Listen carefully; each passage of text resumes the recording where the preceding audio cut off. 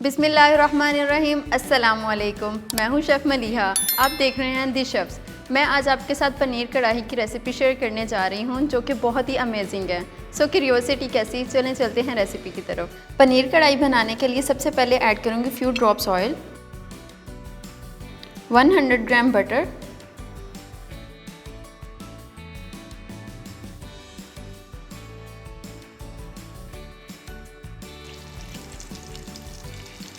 Butter melt हो गया। अब इसमें ऐड करेंगे 1 कप अनियन,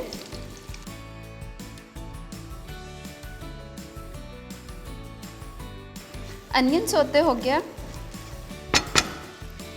अब इसमें ऐड करेंगे 200 ग्राम टोमेटो पेस्ट,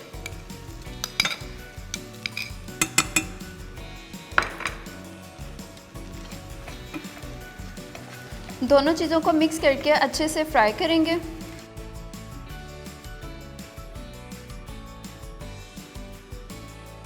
अब इसमें ऐड करेंगे 1 tablespoon garlic paste, 2 tablespoon ginger paste.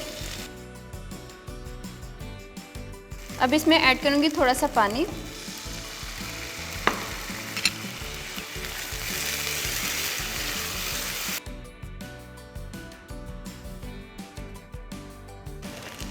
मसाला रेडी हो गया। अब मैं इसे ठंडा करके ग्राइंड करूँगी।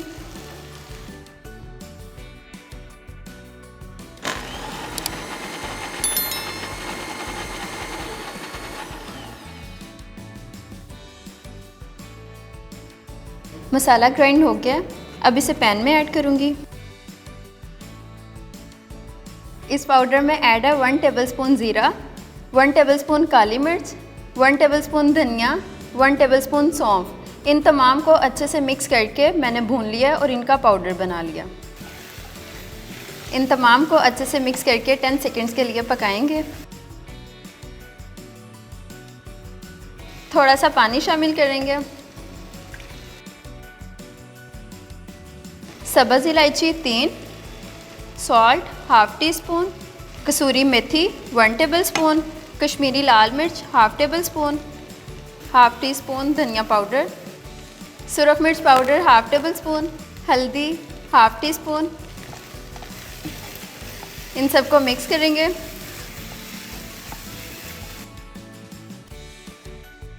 इस पॉइंट पे ऐड करेंगे हाफ़ ग्लास पानी। मज़ीद 5 मिनट के लिए पकाएंगे। ग्रेवी रेडी हो गई है। अब पनीर को लाइट सा फ्राई कर लेती हूँ। पनीर फ्राई करने के लिए 1 टेबलस्पून ऑयल ऐड करेंगे। कॉटेज चीज़ मैं यूज़ कर रही हूँ 500 to 600 ग्राम्स क्यूब कट में।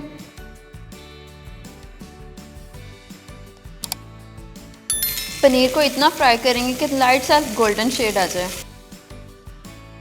पनीर लाइट गोल्डन हो गया। अब इसे डिश आउट कर लेते हैं। इसी पैन में मैं ऐड करूँगी कैशूज़ 100 ग्राम। इन्हें विदाउट ऑयल रोस्ट करूँगी। कैशूज़ रोस्ट हो गए हैं। अब इन्हें सेपरेट प्लेट में निकाल लेते हैं। पनीर और कैशू नट्स रोस्टेड हो चुके हैं। अब इस ग्रेवी में मैं ऐड करूँगी कैप्सिकम 1 कप, क्यूब फॉर्म में मैंने कट कर लिया।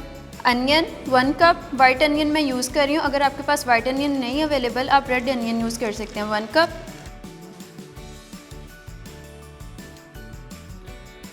Roasted cashews. इन तमाम चीज़ों को मिक्स करेंगे। अब इसमें ऐड करूँगी हाफ़ कप क्रीम,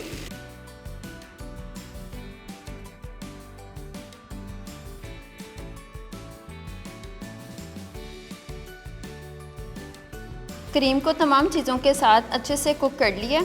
अब इसमें ऐड करूँगी कॉटेज चीज़,